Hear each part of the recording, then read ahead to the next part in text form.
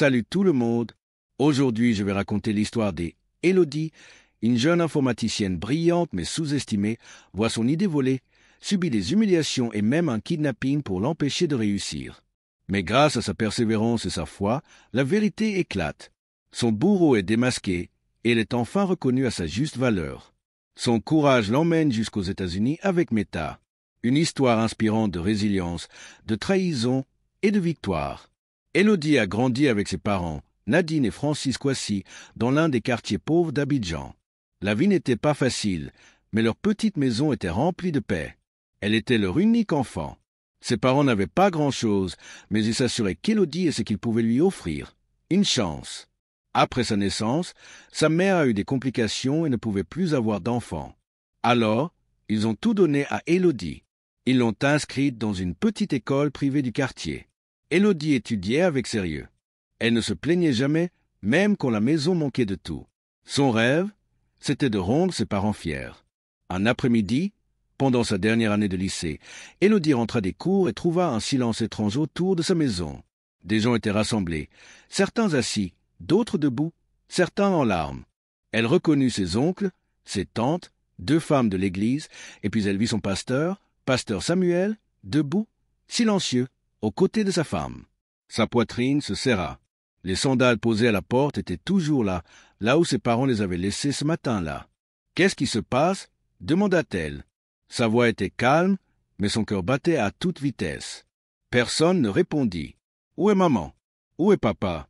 Où est mon père ?» Puis elle entendit un murmure. « C'est leur fille?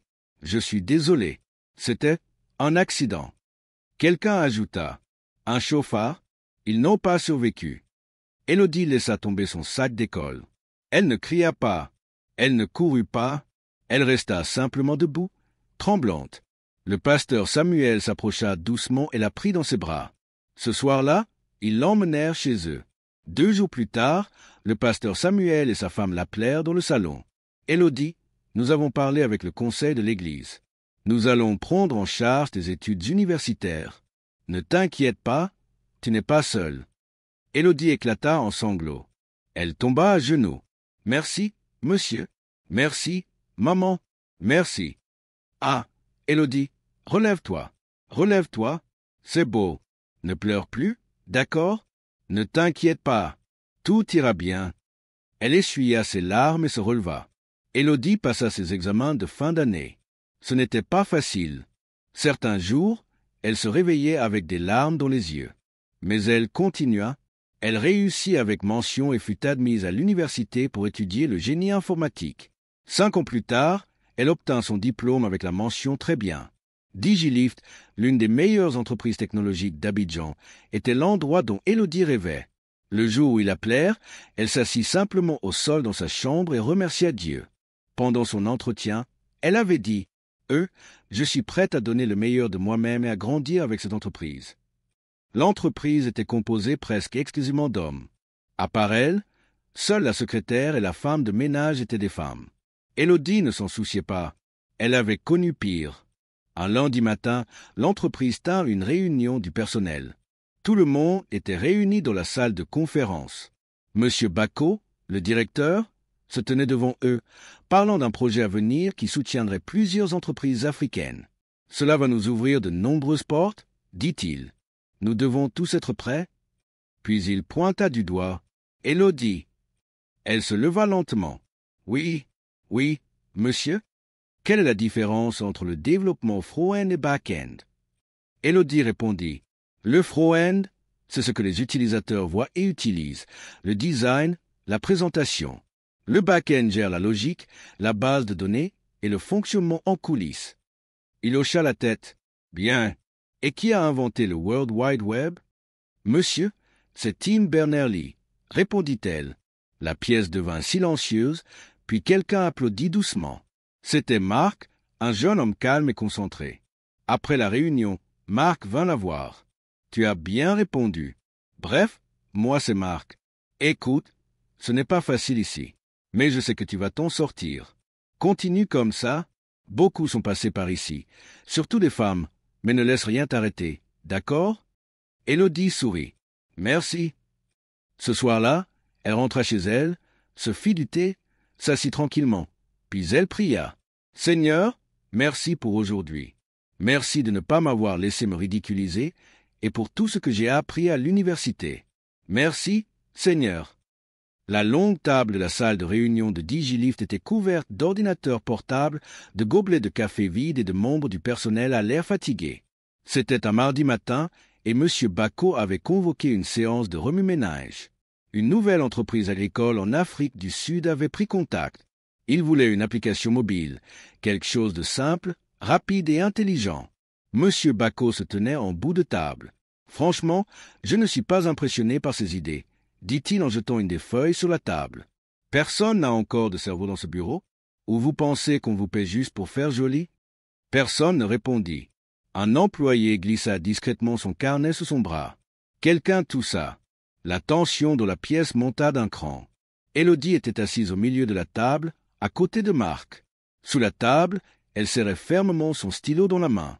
Elle se pencha légèrement vers lui et chuchota. « Et si l'appli fonctionnait par niveau ?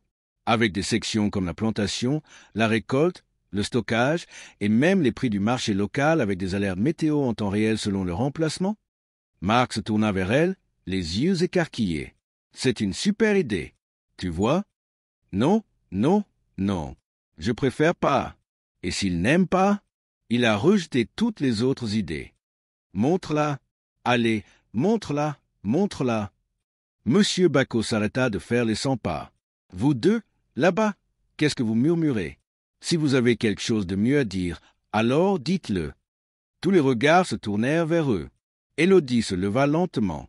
Sa voix était d'abord basse. « Monsieur, je pensais simplement qu'on pourrait créer une application qui fonctionne comme un guide étape par étape pour les agriculteurs.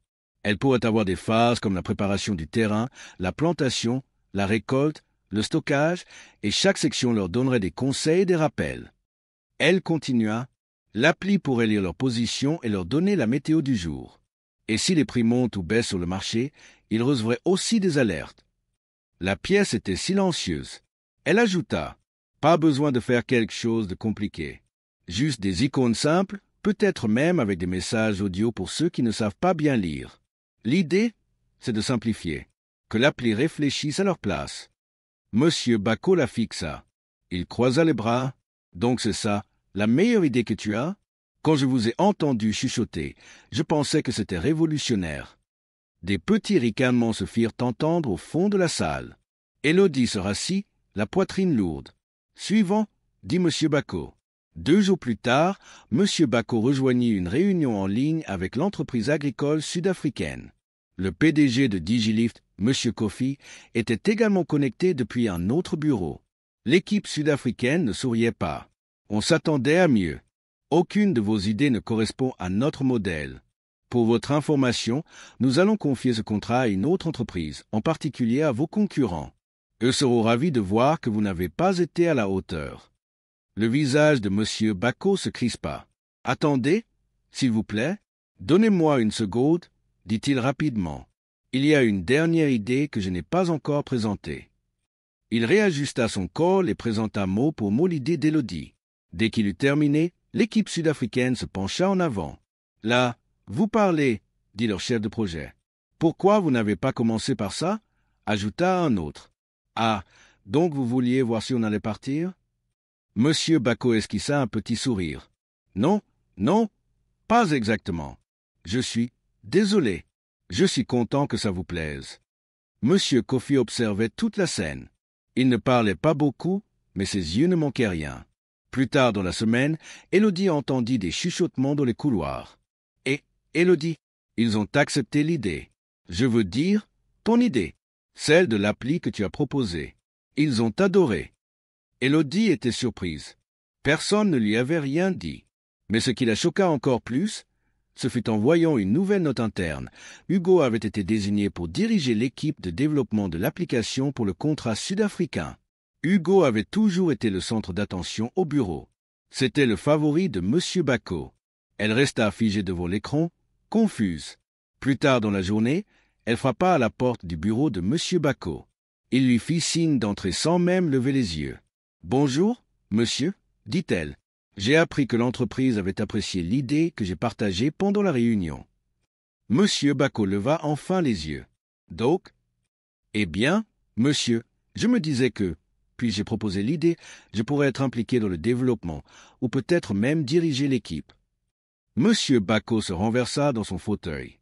Elodie, s'il te plaît, tu n'étais même pas sûr de ton idée quand tu l'as partagée. Tu bégayais, tu n'y croyais même pas. C'est moi qui ai donné vie à ce que tu as dit. C'est moi qui l'ai présenté. C'est grâce à moi qu'ils ont écouté. Je suis certain que si tu l'avais présenté toi-même, ils n'auraient même pas aimé l'idée, vu comment tu t'exprimais ce jour-là. Elle resta debout, sans voix. Donc maintenant, tu veux que je fasse quoi? Que je t'applaudisse? Que je t'organise une fête? Il prit un dossier sur son bureau et baissa les yeux. S'il te plaît, mademoiselle Élodie, si tu n'as rien d'utile à dire, referme la porte en sortant. J'ai du travail. Élodie tourna les talons. Arrivée à la porte, elle s'arrêta. Derrière la cloison mince, elle entendit des rires. C'étaient Hugo et deux autres collègues. Tu l'as vu? Juste parce qu'elle a sorti une idée. Est-ce qu'elle peut compter le nombre d'idées que j'ai proposées ici? Une seule? Et maintenant cette nouvelle-là pense qu'elle est un génie. Non, elle est juste une femme. Elle ne tiendra pas un mot ici. D'autres sont venus avant, et elles sont parties. Elle se croit spéciale avec son application agricole. Elle fait toute une scène pour rien. Quelle blague! Qu'elle pleure! Tiens! Hugo ajouta. Et encore, je l'aide en utilisant son idée. Elle devrait être reconnaissante. Au moins, elle aura quelque chose à mettre sur son CV. Ils rirent tous ensemble. Élodie resta figée. Elle ne se retourna pas. Elle ne répondit pas. Elle retourna à son bureau, s'assit et ravala sa douleur. Mais elle se fit une promesse silencieuse. Peu importe ce qu'il faut, je n'abandonnerai pas. Un jour, vers 10h15, 3 clients entrèrent dans le bâtiment de Digilift, l'air furieux. L'un d'eux était au téléphone. Un autre faisait les 100 pas près de la réception. Le troisième tapotait sans cesse sur sa tablette en secouant la tête. Aucun ne souriait. La secrétaire leva les yeux de son bureau. « Bonjour, messieurs. Tout va bien? »« Bonjour. Pour qui ?» rétorqua l'un d'eux. « Nous essayons de recevoir des paiements via votre application depuis hier. Ça ne fonctionne toujours pas. » Un autre client intervint. « Vous ne voyez pas qu'on perd de l'argent? Ça nuit à nos affaires. Si vous ne réglez pas ça dans les 24 heures, nous allons poursuivre votre société. Et tout ce que vous avez de précieux va s'écrouler. Je parle d'un procès d'1 milliard. » La secrétaire se leva lentement. « Calmez-vous, s'il vous plaît. Notre équipe informatique est déjà sur le problème. Ils font tout ce qu'ils peuvent. On s'en fiche. Écoutez-moi bien, on s'en fiche. Dites à vos gens de régler ça. Sinon, vous entendrez parler de nos avocats. » Un des hommes continua de marcher dans le hall, testant sans cesse le système de paiement sur son téléphone. Quelques minutes plus tard, un mémo fut envoyé à toute l'équipe IT. Même message pour tous. Corrigez le système de paiement immédiatement. Personne n'est autorisé à quitter le bureau plus tôt aujourd'hui. L'équipe informatique s'était mise en alerte. Les visages étaient crispés, les claviers claquaient et l'atmosphère de la salle était tendue. Élodie était restée à son poste, concentrée. Bien qu'elle n'ait pas été intégrée officiellement à l'équipe de développement, elle avait gardé un œil sur l'application, curieuse de voir ce qu'ils en faisaient. À 15h32, elle remarqua quelque chose d'étrange dans le code. Une mauvaise ligne de logique dans le module de paiement. Elle hésita. Elle savait que ce n'était pas sa mission. Mais si elle avait raison, c'était peut-être cette erreur qui bloquait tout. Elle se leva, imprima la section du code, y ajouta quelques annotations à la main, puis se rendit au bureau de l'équipe technique. Hugo était là, debout, les bras croisés, frustré. Elle s'avança. « Hugo, je crois que j'ai trouvé un bug dans le module de paiement. Regarde. » Il prit la feuille sans dire un mot. Lut rapidement. Grimaça. « Qui t'a demandé de toucher à ça? »« Personne. Mais j'ai vu le problème. Je veux juste aider. » Il ne répondit pas, mais posa la feuille sur la table et retourna à son écran. Une autre collègue dans la pièce regarda Élodie avec reconnaissance, mais ne dit rien non plus. 25 minutes plus tard, un message apparut dans le canal interne de l'entreprise. Coche épaisse blanche problème de paiement résolu. Le système fonctionne à nouveau. Merci à tous pour votre patience. À peine le message envoyé, M. Coffey, le PDG, passa dans le bureau. Il s'arrêta. Qui a trouvé la solution? Personne ne parla. Hugo se leva et dit « Le problème venait d'une ligne dans le module de paiement. On l'a corrigé. » Monsieur Coffey le regarda, puis son regard se posa sur Élodie. « Vous, mademoiselle Élodie, n'est-ce pas? »« Oui, monsieur. »« Est-ce vous qui avez signalé la ligne de code? » Elle hocha la tête doucement. Monsieur Coffey sourit légèrement. « Bon travail. On parlera très bientôt. » Puis il repartit. Hugo garda le silence. Mais cette fois, toute la salle avait vu. Et Élodie savait, ce n'était que le début. Si tu veux encore garder ton poste, tu ferais mieux d'être utile. Le PDG n'est pas content. Toute l'équipe était sous pression. Élodie était assise dans un coin de la salité, les yeux fixés sur les lignes de code. Sa tête était pleine. Tout le monde parlait. Certains transpiraient. Monsieur Bacot se tenait dans un angle, les bras croisés. Il ne disait rien depuis un moment, se contentant de regarder chaque employé avec des yeux remplis de feu. Puis il explosa. « Mais qu'est-ce que vous faites tous ici? Vous n'êtes même pas capable de corriger un simple bug de paiement? Je ne comprends pas. Quel genre de personne j'ai engagé ici? » Il tournait en rond, faisant semblant de vérifier des choses. Deux de ses amis étaient derrière lui, hochant la tête comme des gardes silencieux. Élodie continuait de taper, mais rien ne fonctionnait. Ils restèrent tous tard au bureau. Tout le monde avait l'air épuisé. Certains avaient enlevé leur veste, un autre avait même retiré ses chaussures. Pourtant, le problème n'était toujours pas résolu. À 23h30, les gens commençaient à partir, un à un. Élodie ne parla à personne. Elle rangea son ordinateur et quitta discrètement les lieux. En rentrant chez elle, elle posa son sac et s'agenouilla près de son lit. « Seigneur, tu as dit que je pouvais m'approcher de ton trône pour obtenir grâce et secours dans les moments de besoin. Père, je sais que tu m'as mise à ce poste pour une raison, même si ce n'est pas confortable. Et je ne veux pas perdre ce travail. S'il te plaît, montre-moi ce que je ne vois pas. Comme tu as révélé les songes de Pharaon à Joseph, montre-moi ce que je ne vois pas. Donne-moi ta sagesse. » Elle s'assit par terre, ouvrit son ordinateur portable et recommença à passer le système au crible. À ce moment-là, son téléphone sonna. C'était le pasteur Samuel. « Élodie, comment ça se passe au travail? » demanda-t-il. « C'est dur, monsieur. Tout est vraiment difficile. Calme-toi.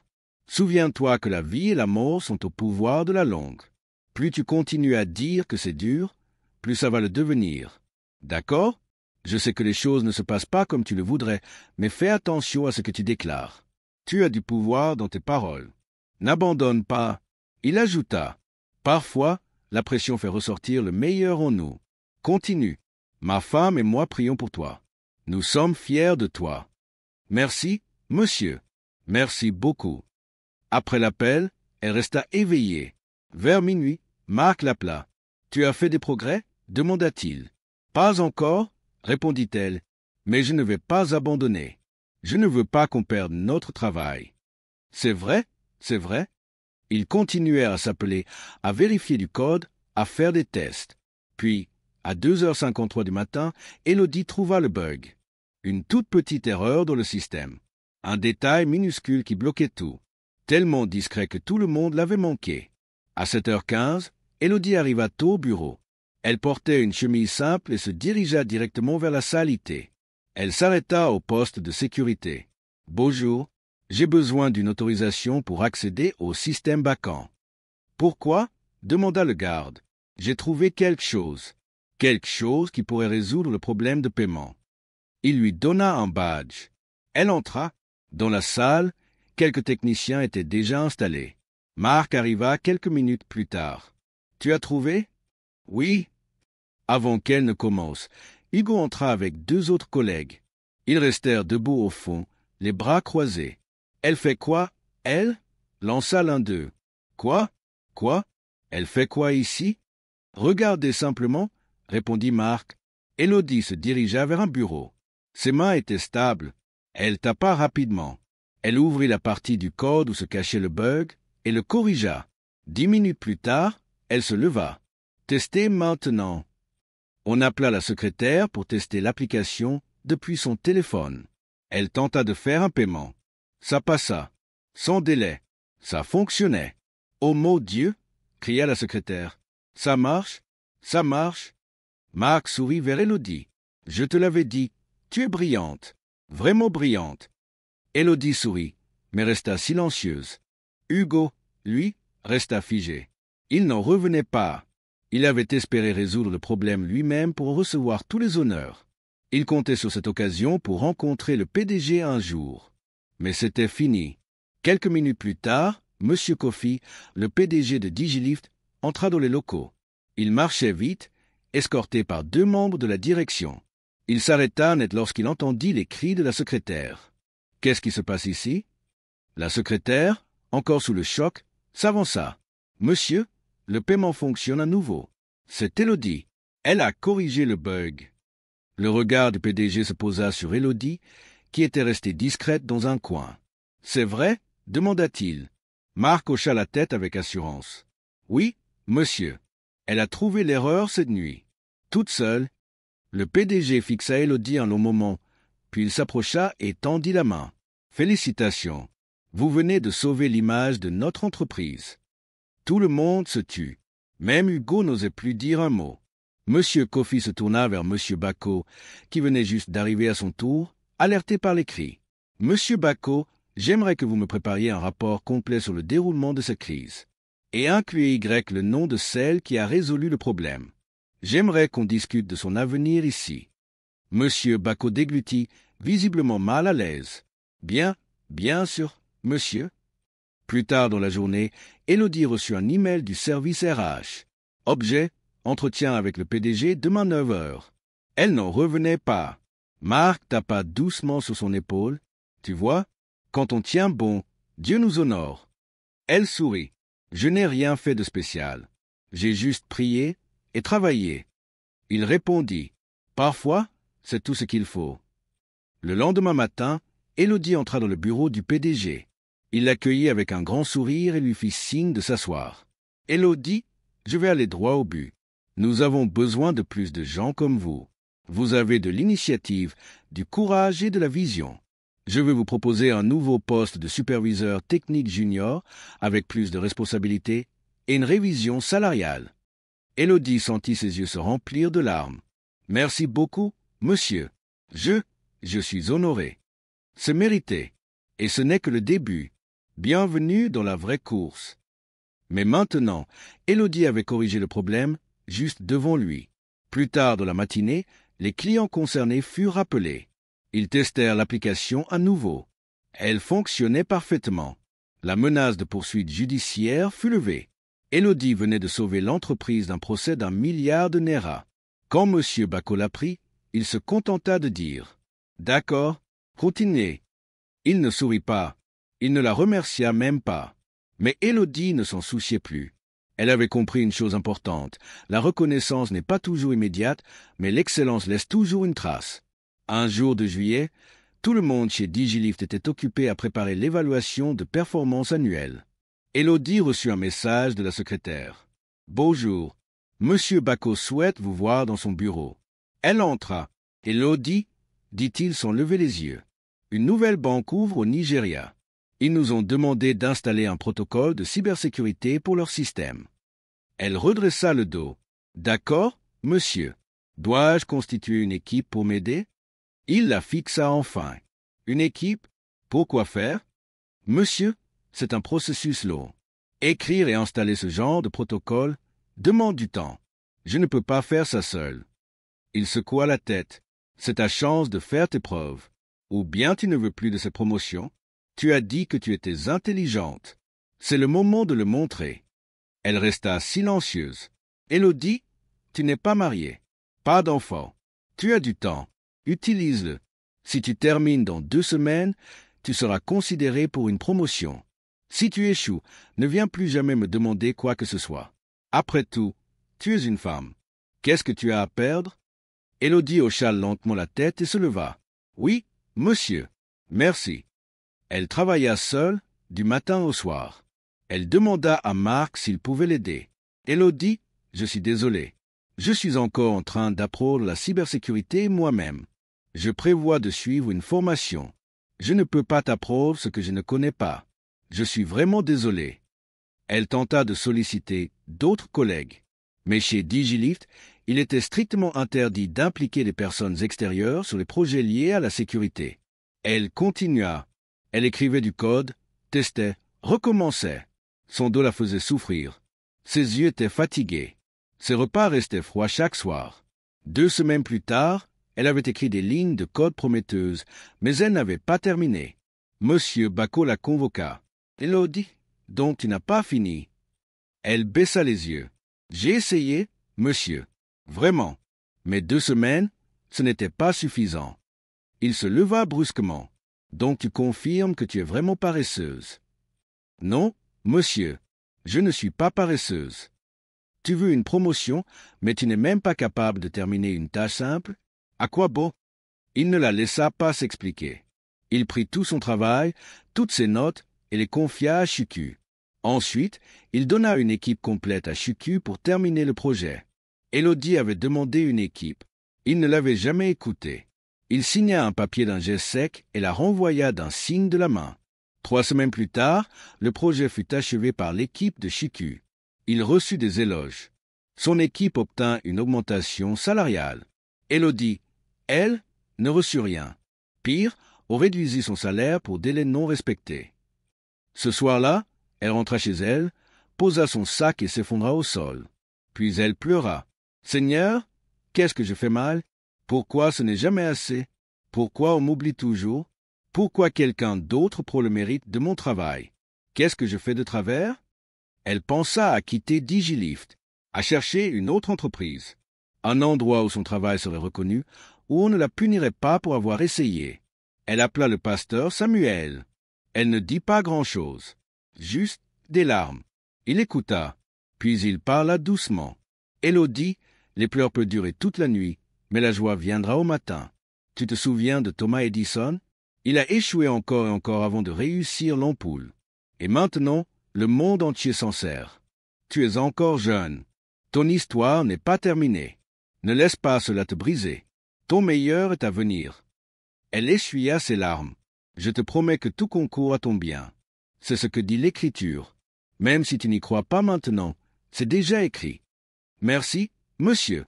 Merci beaucoup. » La semaine suivante, un mémo arriva du siège de DigiLift. Mégaphone pour acclamation, annonce spéciale. Nous allons sélectionner l'idée la plus innovante de l'année. Le ou la gagnant sera envoyé travailler avec Meta aux États-Unis pendant 1 an, tous frais payés. À son retour, il ou elle sera promu. C'est la plus haute distinction de l'année. Le bureau explosa d'excitation. C'était énorme. Elodie lut le mémo 3 fois. Travailler avec Meta aux États-Unis, tous frais payés, une promotion à son retour. C'était un rêve, mais un rêve qui semblait bien trop grand pour elle en ce moment. Pendant plusieurs jours, elle hésita. Elle avait l'idée. Une idée sur la cybersécurité intelligente adaptée aux PME africaines, basée sur les erreurs qu'elle avait vécues. Mais une petite voix dans sa tête murmurait. « Pourquoi participer? Tu ne seras pas choisi. Ils ne te verront pas. » Un soir, alors qu'elle était sur le point de fermer son ordinateur, elle tomba sur une citation qu'elle avait notée des mois auparavant. « Tu n'as pas été créé pour te taire quand tu sais quoi dire. » Elle resta figée. Puis elle rouvrit son dossier. « Je vais le faire, même si je ne gagne pas, même si personne ne me soutient. Je veux me donner une chance. » Pendant 1 semaine, Elodie travailla jour et nuit. Elle rédigea un dossier solide. Elle proposa une solution innovante de sécurité adaptative, capable de protéger même les structures sans ressources techniques poussées, avec une interface intuitive et des alertes en temps réel. Elle n'en parla à personne, même pas à Marc. Quand elle envoya enfin sa candidature, il était 2h07 du matin. Elle souffla un bon coup, puis se coucha. 2 semaines passèrent. Un matin, alors qu'elle arrivait au bureau, une annonce interne fut envoyée à tout le personnel. Trophée lauréat de l'idée la plus innovante 2025. Félicitations à mademoiselle Elodie Kwasi pour sa proposition exceptionnelle sur la sécurité intelligente. Elle représentera DigiLift au sein du programme de partenariat avec Meta USA pour une durée d'1 an. À son retour, elle occupera le poste de responsable technique sécurité. Toute la salle s'arrêta. Marc bondit de sa chaise. « Elodie, tu l'as fait? Je le savais. » D'autres collègues commencèrent à applaudir. Même le PDG, M. Kofi, descendit de l'étage pour la féliciter en personne. Vous avez prouvé que la persévérance est la meilleure arme contre l'injustice. Vous êtes un exemple pour cette génération. Préparez-vous. L'Amérique vous attend. Hugo, lui, sortit silencieusement de la salle. Ce soir-là, Élodie entra chez elle, s'agenouilla comme toujours près de son lit, mais cette fois, elle ne pleura pas. Elle sourit. « Merci, Seigneur, tu ne m'as jamais oublié. » Élodie était assise à son bureau. Elle planifiait, dessinait, faisait des recherches, testait des idées. Elle était calme, concentrée, méticuleuse. Puis quelque chose d'étrange se produisit. Hugo appela Marc. « Ah Marc, mon gars, bien joué pour tout. Je veux te demander un petit truc. Si tu peux juste découvrir sur quoi Élodie travaille, je te donne 100 000 $. Marc resta figé. « Qu'est-ce que tu viens de dire? » « Tu vois, j'ai juste besoin de savoir ce qu'elle compte présenter. C'est tout. »« Ah, tu veux que je l'espionne pour toi? » « D'accord. Pour te montrer que je suis sérieux, je t'envoie 10 000 $ tout de suite. » Quelques minutes plus tard, Marc reçut une alerte. Il renvoya immédiatement l'argent. Puis il appela Hugo à nouveau. « Ne refais plus jamais ce genre de bêtises avec moi. Je ne suis pas un enfant. Si tu veux gagner, fais ton propre travail et laisse Élodie tranquille. Pour l'amour de Dieu, qu'est-ce que cette fille vous a fait? Tu n'as même pas honte de vouloir voler son travail? Et toi, le soi-disant Golden Boy, fais ton propre effort. »« Ah, désolé. Aucun problème. On va faire comme si cette discussion n'a jamais eu lieu. Je plaisantais. Je voulais juste savoir si tu étais du côté d'Élodie. » Marc raccrocha. Mais il ne souriait pas. Le jour de la présentation, Élodie se leva très tôt. Elle se lava, s'habilla soigneusement et quitta sa maison à 5h30 du matin. En arrivant au carrefour, elle vit une voiture privée crier « 6, 6, 6 !» Elle monta. 3 autres passagers étaient déjà à bord. Elle s'assit près de la portière. Mais à peine quelques minutes après le départ, le conducteur, l'homme à l'avant et la femme assise à l'arrière commencèrent à se lancer des regards étranges. Puis l'un d'eux se tourna vers Élodie. « Assieds-toi par terre. » Elle le regarda, confuse. « Qu'est-ce que vous avez dit? »« Je t'ai dit, assis-toi par terre, » cria-t-il en la frappant à la tête. Elle sursauta de peur et se baissa. « Si tu cries, on te tue ici même. » Ils lui attachèrent les mains, lui bandèrent les yeux et l'emmenèrent loin de la ville. Ils s'arrêtèrent dans un bâtiment en construction. L'air sentait la poussière et le ciment. Ils la traînèrent à l'intérieur et la poussèrent au sol. Elle pouvait entendre leur voix. Ils parlaient, mais elle ne comprenait pas tout. Pendant ce temps, chez Digilift, la présentation avait déjà commencé. Le premier nom sur la liste, Élodie Kwasi. Tout le monde attendait. Mais Élodie ne venait pas. Monsieur Kofi, le PDG, était présent dans la salle. Il regarda autour de lui. « Où est-elle » demanda-t-il. « Monsieur, elle n'est pas là. Cette fille, elle est juste paresseuse. Passons au suivant. »« Non. On va attendre. Appelez la secrétaire. » La secrétaire entra. « Est-ce qu'Élodie est arrivée ce matin? »« Non, monsieur. Ce n'est pas son genre, monsieur. En 2 ans, elle n'a jamais été en retard. Pas une seule fois. Vérifiez son dossier. Qui peut-on contacter? » Ils trouvèrent son contact d'urgence. Il n'y avait que le pasteur Samuel et sa femme. Quand on les appela, pasteur Samuel répondit. « Nous ne l'avons pas vue. Elle nous a appelés il y a 3 jours. C'était la dernière fois. Son téléphone est éteint depuis. » L'entreprise envoya un agent à son domicile. Il frappa à la porte. L'appartement était fermé à clé. Attaque, intouché. Pendant ce temps, Élodie était toujours attachée dans le bâtiment abandonné. Ses poignets lui faisaient mal, sa bouche était sèche et son cœur battait à toute vitesse. Elle essayait de ne pas paniquer, de garder son calme. Elle se rappelait ce que pasteur Samuel lui disait toujours. Quand tu ne sais plus quoi faire, prie. Alors, les yeux bandés, elle murmura. « Seigneur, si je suis encore en vie, c'est parce que tu as un plan. Sors-moi d'ici. Protège-moi. » Chez Digilift, l'inquiétude montait. Marc, lui, commençait à s'alarmer sérieusement. Il demanda à parler à M. Kofi en privé. « Monsieur, je ne veux pas exagérer, mais quelque chose ne va pas. Élodie est la personne la plus ponctuelle que je connaisse. Et elle attendait cette présentation depuis des semaines. Vous pensez qu'elle a disparu? Demanda le PDG. Je ne veux pas y croire. Mais si elle est en danger, nous devons faire quelque chose. Le PDG hocha la tête. Très bien. Lancez une recherche, appelez la police et dites à tout le personnel de rester disponible. Pendant ce temps, dans le bâtiment abandonné, l'un des ravisseurs reçut un appel. Il s'éloigna pour répondre. Élodie entendit quelques mots. C'est trop risqué, elle devait juste manquer la présentation. Pas rester ici trop longtemps. Un autre répondit. On attend les instructions. On ne bouge pas. La police commença à interroger les chauffeurs du quartier. Un témoin déclara avoir vu une voiture suspecte récupérer une jeune femme ce matin-là, très tôt. Marc, lui, fouillait les réseaux sociaux, appelait hôpitaux, cliniques, même les commissariats. Dans la soirée, un vieil homme du quartier, qui passait près d'un chantier abandonné, entendit un léger bruit, un genre de gémissement étouffé. Il s'arrêta, écouta, approcha. Il vit une silhouette au sol, dans l'ombre. Il s'éloigna discrètement et appela la police. Moins de 40 minutes plus tard, Élodie fut retrouvée. Elle était affaiblie, choquée, mais vivante. Elle fut conduite à l'hôpital immédiatement. Marc était là, à son chevet. Elle ouvrit les yeux lentement. « Où suis-je » ? « Tu es en sécurité maintenant. C'est fini. Tu es en vie. » Elle ferma les yeux, les larmes coulant silencieusement sur ses joues. Le lendemain, tout le monde chez Digilift était bouleversé par la nouvelle. Une enquête interne fut lancée. Le service juridique fut activé. La société condamna publiquement l'incident. Mais une question flottait dans l'air. Qui voulait empêcher Élodie de présenter son idée? Quelques jours plus tard, Élodie fut autorisée à quitter l'hôpital. Elle était encore faible, mais déterminée. Dès son retour chez elle, elle trouva une enveloppe glissée sous sa porte.